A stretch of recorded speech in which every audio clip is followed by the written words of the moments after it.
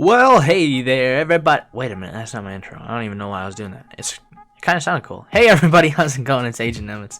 Welcome back today to another Snapshot video. We are here with Snapshot, 20w48a. Last week we did not have a snapshot. This week we have one, and they add some pretty cool things. I'm excited to go through this one. I know I'm a little bit late to the party with this, but I am loving this. This is so cool.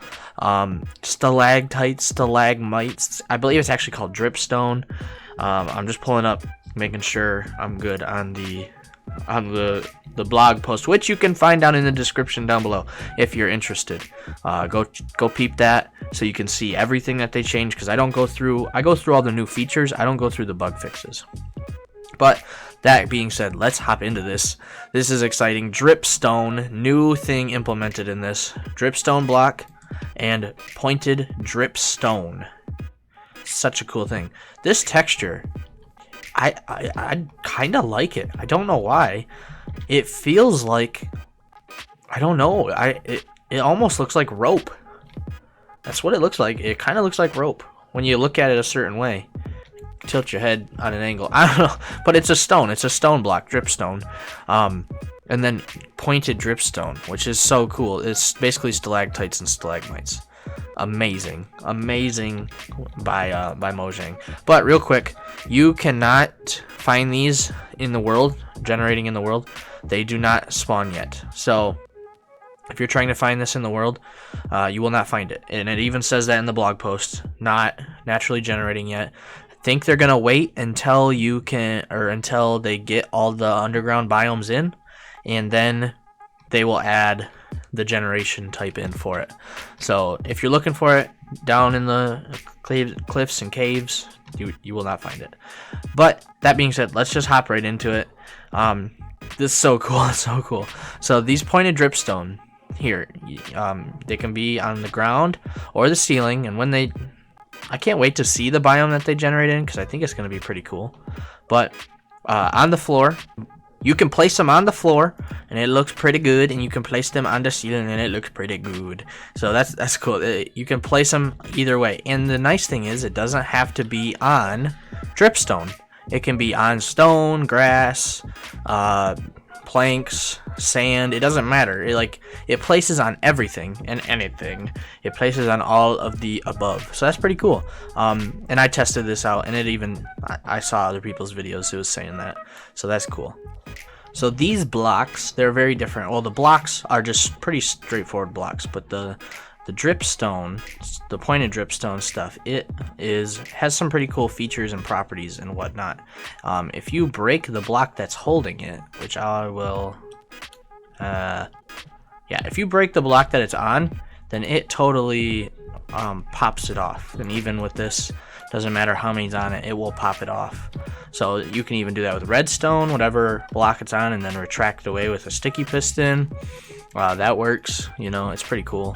And then when you're placing it, you can place it and then place it up, and look, it forms a bigger one. And now these don't grow in the world. I've kind of tested that out and it hasn't worked, but they don't grow.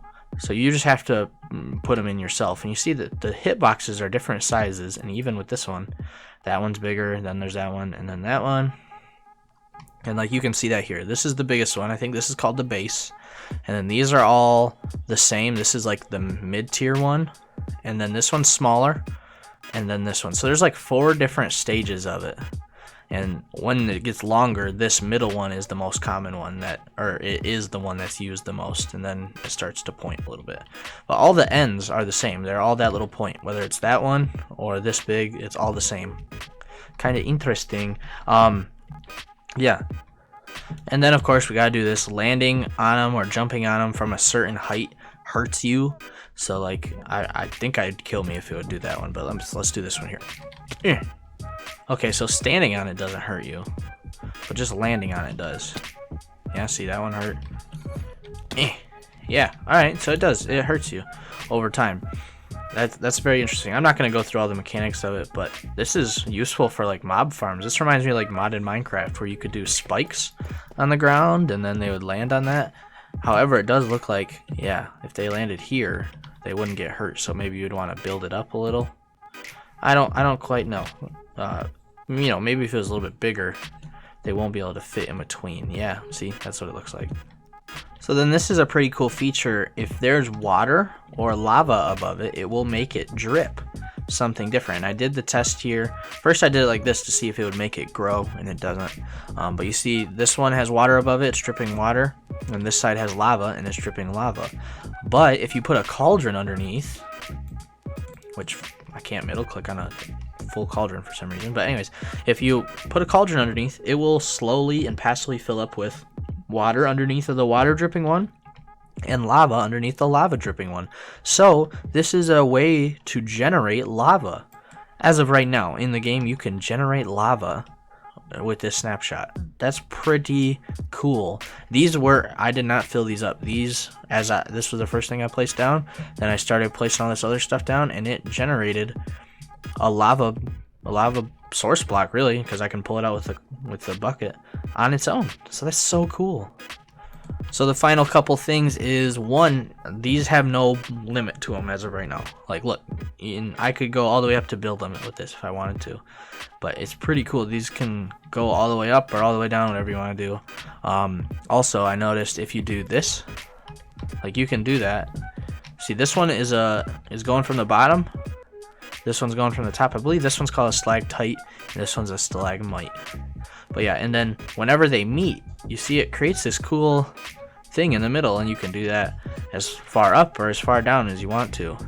I think that's super cool. And then also, you can break them with a trident. Look at that. That's really cool, actually. Let's do it up higher. Oh, look at that. That was cool. So it was like a gravity block. Let's do it up there. Wow, look at that. Let's try this one. Oh, wow, that just totally busted it. That's cool. I like that. I feel like that will have redstone uses, but maybe not. I don't know. I'm not much of a redstoner, but that is so cool.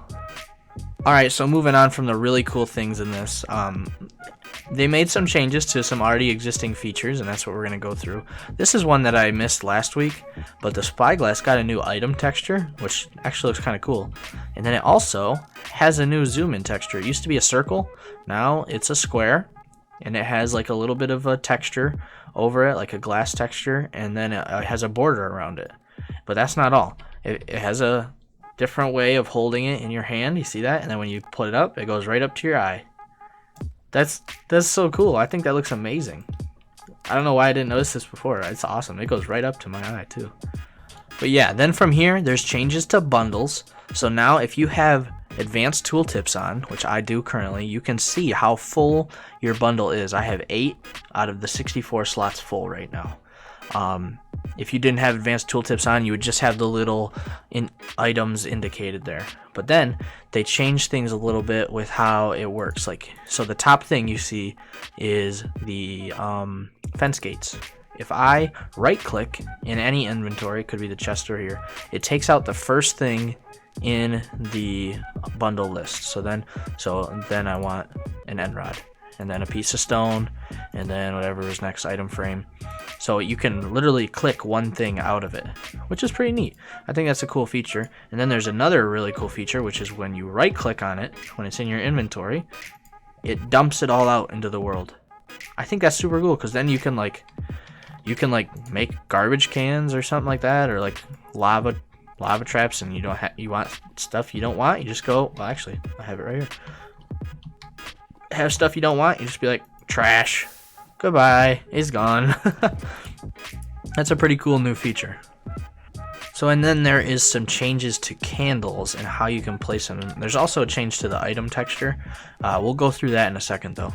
But there's changes with candles and where you can place them at. It can only be placed on full blocks now. So like this is categorized as a full block technically. So we can place it on here. And even when this is open, you have to be shifting to it. But oh, okay. So when it's open, you can't. But when it's closed, you can place it on there and then open it. All right. You can still do this trick, the sword in the stone trick, which people found pretty early on. I think that looks really cool, actually. It does look like a sword in the stone. But you cannot place it on chests. I'm right-clicking. Can't do it.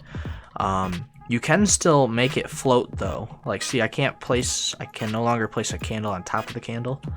You can still make it float though. So if I destroyed this, see, now it's floating. I can't add to it either, but it is still possible to get it floating. You just can't place it on certain blocks, like the chest open item frame. I think cobwebs are another. I don't know all of them, but yeah, that's a different change that they added. And then last week, you remember, there was a problem with the freezing effect. Like, if I was in survival mode, you were supposed to be able to wear a piece of leather armor and not freeze. Well, that wasn't working. Now, or you're supposed to wear a full set of leather armor and not freeze, not take any freeze damage. Well, now they changed it. Well, first of all, they added this effect in the creative menu, which is pretty cool. If I were to change it to survival mode and then do this, obviously the freeze effect will come back, and then my hearts will turn that icy texture, which looks super cool, and I'll start taking damage. However, I can negate that. Let's do this because it'll still work.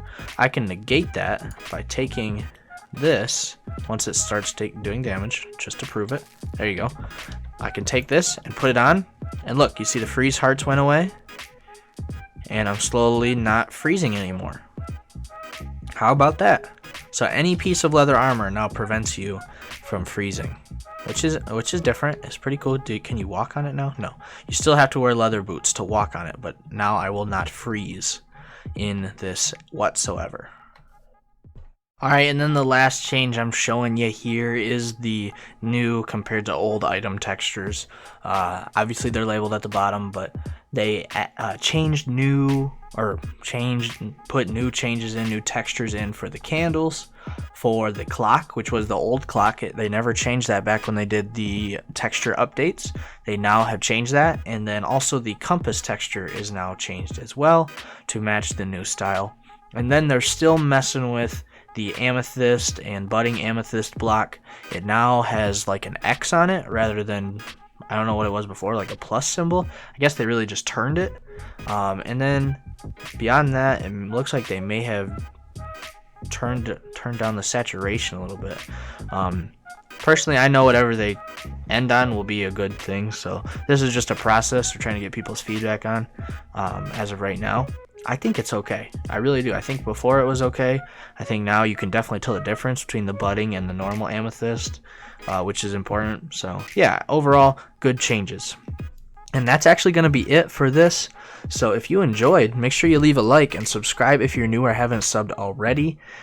These were all the changes for this week. Kind of shorter, kind of smaller changes and update, but I liked it. I think it was pretty good. Everything that they're working on and doing is some well needed and well done changes. So yeah, if you enjoyed, make sure you leave a like, subscribe for more snapshot videos from me, as well as other things coming in the future, and I will see you all in the next video. So take care, have a great day, and bye.